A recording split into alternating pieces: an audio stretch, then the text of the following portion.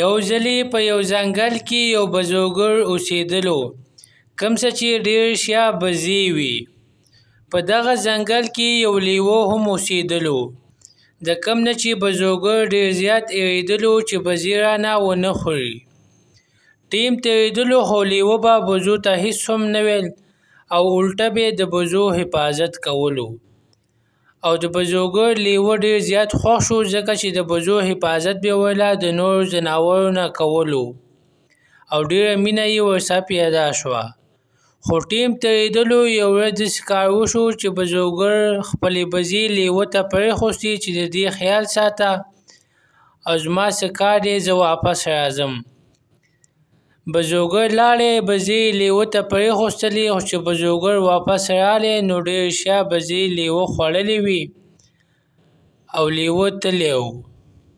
چې بزګر بزې ولیدې ډېر زیات خفه شو او ډېر زیات افسوس یې کولو. نتیجه دې نه دا وشوه چې ځناور هر څومره هم ښه شي خو هغه بیا هم ځناور وي.